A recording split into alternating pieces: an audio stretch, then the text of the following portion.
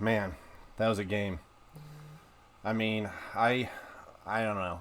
I'm not even really sure what to say after seeing that. Aside from like the Browns look like they're there. I I know they're the Browns and they Brownsed it, and that was definitely Brownsing it. I mean, we can't hide from if you're not a true fan, you really don't know what Brownsing it looks like. I mean, I normally have a green book in this thing, and I have this part where I say the classic Browns moment, but like, here we just saw a bunch. But let me just go to the first part. This team, 21 to 28, 320 some yards or something like that for Baker Mayfield, who was supposed to always be the question mark here. I mean, that should have got it done on top of having 150 rushing yards versus I don't even know what they had, like 70 or something in Kansas City.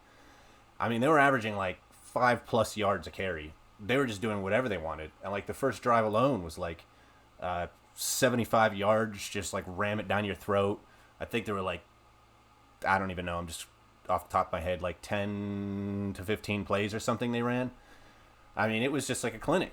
And at the half, people were actually sending messages to me like, "Oh man, this is great. Congratulations, Jason. Like I'm on the team or something like that." But I knew that there was a possibility that this crazy curse that seems to keep following the Browns around might happen again, where we will just find a way to make this look difficult, just like we did in Dallas last year, just like we did against the Steelers last year, just like we did so many times in the past. And we did. We did it. Classic Browns moment number one, the Chubb fumble. Classic Browns moment number two, the Gillum fumble. And I mean, these people, like, Chubb doesn't really fumble very much. And Gillum, I don't know if I've ever seen him fumble. So, I mean, we can't expect that to always happen.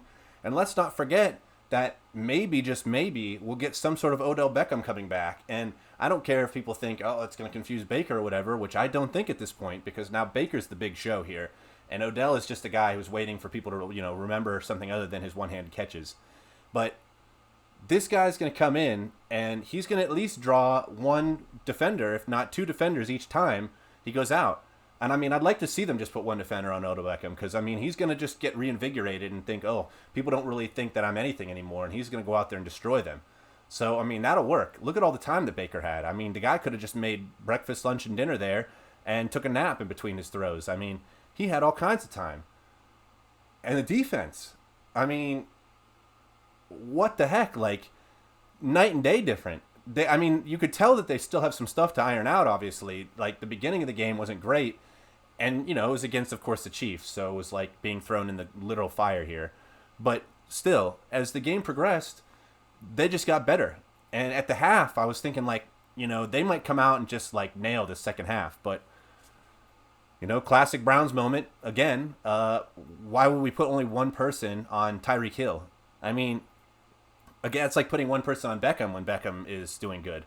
Like, you can't do that. He's gonna figure out how to catch it. Go ahead and put one person on Megatron when he was doing good. Go ahead and put one person on Julio Jones when he's doing good. You can't do that. You just cannot do that. I don't know. That was stupid. There were just so many stupid moments in the end. And I watched a couple reactions earlier today, and people were like, oh, well, there's one play you can point to or two plays or whatever, But I just really think towards the end there, we got confused or something. And I turned it off when Baker threw that interception for a few minutes because I just needed to, like, collect my life and make sure I didn't, put my head through the wall or something. But when I watched it back and I saw that it was really like, he did get tripped, he got caught, and, maybe he was trying to throw it out of bounds. I don't know. But like, if you just watched that game in the beginning and you just really, you're a Browns fan and you saw last year what we look like against the Chiefs. Oh, yeah, cool, the score is close or something. But we didn't really look like we were in charge ever. We couldn't really score a lot of the time. We didn't even punt until like the fourth quarter of this game or something.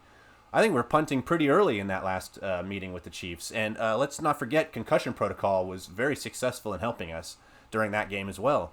So to come out against a fully healthy, with Travis Kelce doing whatever he wants down the middle, I mean, he can literally just point to Travis Kelce, and Travis Kelce will always have a first down. But we only saw that a couple times. And granted, again, it did happen right there on the goal line at the end for like what felt like the fourth time they've done that play. I don't know why we can't just figure out how to cover Kelce in the middle there, but but his name could have been bigger, and it wasn't. And so, I don't know. I'm excited. I'm excited to see them play the Texans because the Texans don't have much going on for them, beyond all the scandals they have working with. And I believe that they're using borrowed players from the Browns now to try to succeed. So that's not going to work for them. This should be a much more entertaining game to watch. And I feel like if Beckham can go, this would be perfect for him to get out there and actually try to do some things. Because this is going to be the best time for him to really start getting back into the game speed of things. I wouldn't want to bring him back in during like a Ravens game or something like that. It's going to get too confusing. I would rather Baker just have a set plan those days. But, guys, I think we're going to do it this year. I mean, I don't know that we're going to win the Super Bowl, but I think we're going to at least win the division. I have no idea how they came back in Buffalo. It just maybe poorly reflects on Buffalo more than it does make those Steelers look great, in my opinion. But we'll see, Benny Noodle Arms is going to have to throw for another 11 games and then, see what he can do at the end of the year because their running is not there yet. I don't know, guys. I'm excited.